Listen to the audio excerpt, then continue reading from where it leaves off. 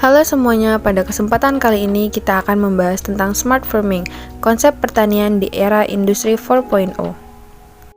Pemaparan kali ini akan disampaikan oleh Muhammad Fikri Pratama, Gabriel Febi Valentia, dan Tiara Mardatilah. Negara Indonesia merupakan negara agraris, di mana mempunyai peran penting untuk memenuhi kebutuhan pangannya. Seiring dengan peningkatan populasi yang ada di Indonesia, kebutuhan pangan juga akan terus meningkat. Otomatis tingkat produksi perlu ditingkatkan. Di sisi lain, peningkatan produksi akan lambat karena alih fungsi menjadi pemukiman dan fasilitas umum. Profesi petani semakin berkurang karena tidak ada penerus dari kalangan pemuda. Para petani berharap bagi kalangan pemuda dapat mengembangkan teknologi dengan kearifan lokal, maka akan menghasilkan produk yang baik. Dalam istilah pertanian pada saat ini, banyak dibicarakan tentang pertanian presisi. Pertanian presisi merupakan salah satu bentuk teknologi di pertanian modern yang berorientasi pada efisiensi penggunaan sumber daya alam. Pertanian presisi tidak bisa dipaksakan menggunakan teknologi yang canggih, melainkan bagaimana mengubah pola pikir pelaku dalam sistem pertanian tradisional ke pertanian presisi. Konsep pertanian presisi ini sendiri merupakan jawaban dari tantangan dalam budidaya pertanian lahan terbuka yang sangat erat dengan perubahan iklim dan kondisi lingkungan.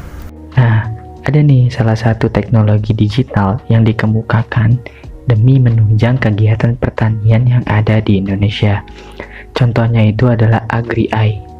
Nah, Agri-AI ini merupakan temuan dari kelompok riset dari UGM, yang mana Agri-AI ini adalah suatu pemasangan alat untuk memantau sawah agar dapat dipantau melalui smartphone. Alat ini mampu memantau kondisi real time atau kondisi real dari kondisi tanaman yang ada di lahan dengan menggunakan berbagai sensor. Alat ini juga digunakan sebagai pengamatan iklim mikro.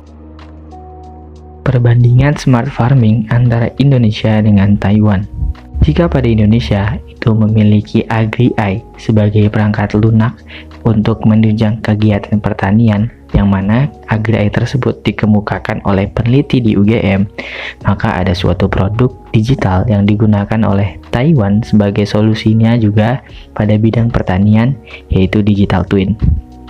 Solusi digital twin pertanian pintar atau Digital Twin Solution for Smart Farming yang dikembangkan oleh Institute for Information Industry itu berhasil terpilih untuk menerima penghargaan di kancah internasional, yaitu pada R&D 100 Awards pada kategori perangkat lunak.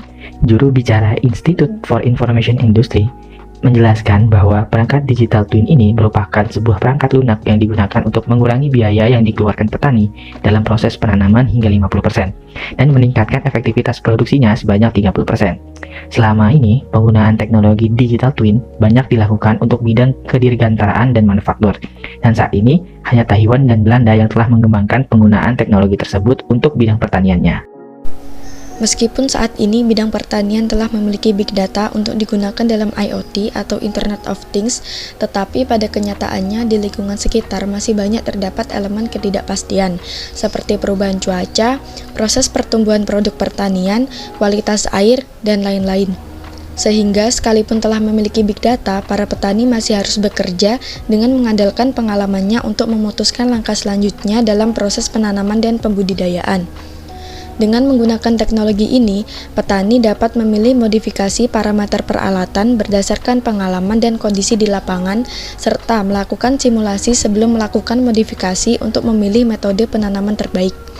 Dengan mengintegrasikan teknologi digital twin dan kecerdasan buatan, perangkat ini dapat mempelajari pengalaman dan pengetahuan yang dimiliki petani untuk menghasilkan pemilihan metode terbaik dan optimal. Nah, gimana nih penjelasan dari kita? Sangat menarik, bukan? Kami berharap kalian para generasi Gen Z atau generasi 4.0 dapat membantu agar pertanian di Indonesia dapat berkembang pesat menggunakan teknologi yang sudah tersedia pada saat ini. Dan mungkin itu saja yang dapat kami sampaikan. Mohon maaf jika ada salah kata. Wassalamualaikum warahmatullahi wabarakatuh.